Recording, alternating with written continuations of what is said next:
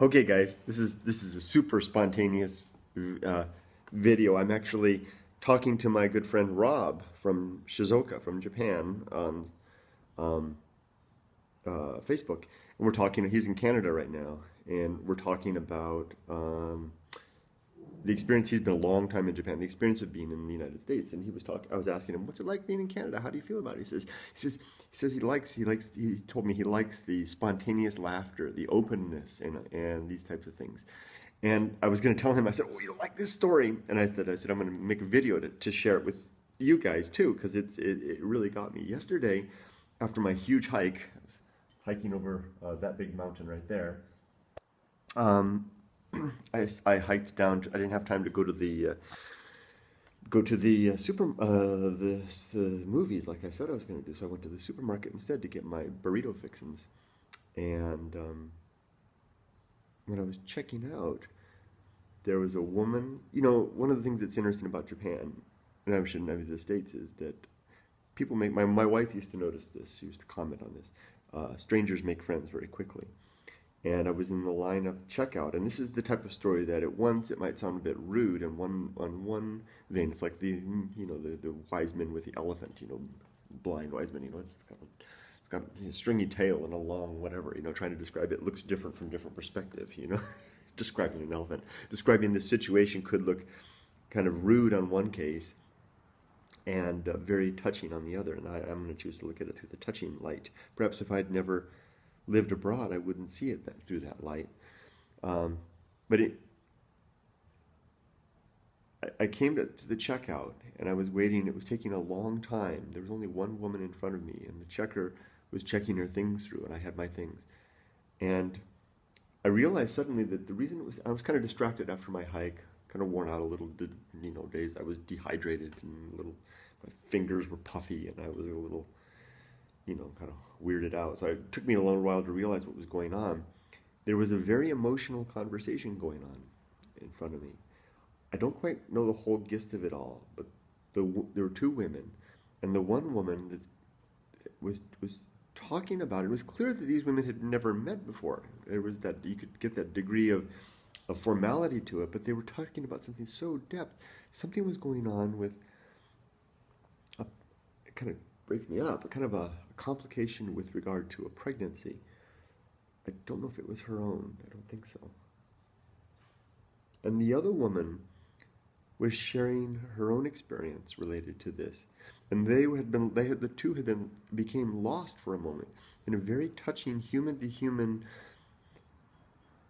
discussion about the womanly experience of a difficulty with, gosh, it's almost breaking me up, with pregnancy. I mean, what could be more, touching than that? And there was a kind of a reaching out from the woman, the checker, to this woman here who was clearly kind of broken up in a breezy kind of, I'm checking out and I'm getting through. I'm kind of broken up. I'm hurt. I'm in pain, but I'm checking out. I'm waiting for the computer to total up the thing and check it out.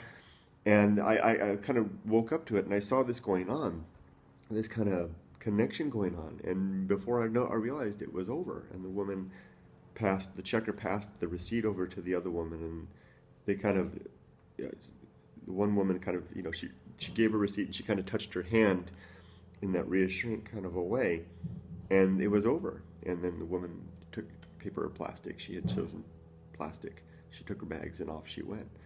And then the woman, the checker, she turned to me and smiled and said, "Hello, how are you today, sir?" She called me sir. And I said, "Very good." And there was a sincerity in her voice. And this is the story that I was just going to try to relate to my friend, Rob, that really touched me. Now, it's not to say or imply that the Japanese don't do that. They don't do it in the same way. It's like there are certain circumstances and places. I mean, I would never be one, and I hope that no one would ever suspect I was one to describe that any of us that humans are any different in any real way. We're all Africans. We're all. That's I like that phrase. We're all Africans. We're all descendants of the same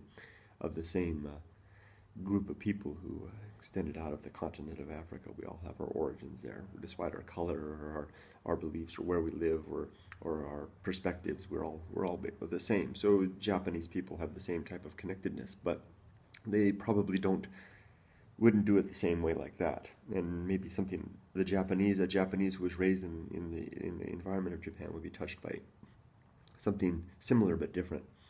So for Rob, my friend, that story really touched me, and I took my burrito fixins after that, and I had my 2 mile walk home from the grocery store, and I walked along and thought about that, and I was glad to be back and seeing that again after 10 or 11 years of not seeing that again.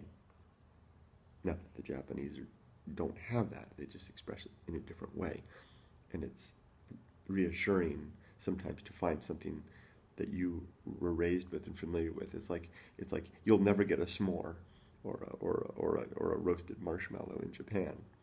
And if you have one in Japan, you go out on camp and you roast a marshmallow. It's a unique and special treat if you're Japanese. But to somebody like me who was raised with that, a roasted marshmallow touches somewhere deep in my heart.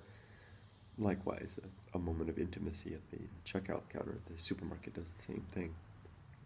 So, yeah, I hope you enjoy your time back in Canada, Rob.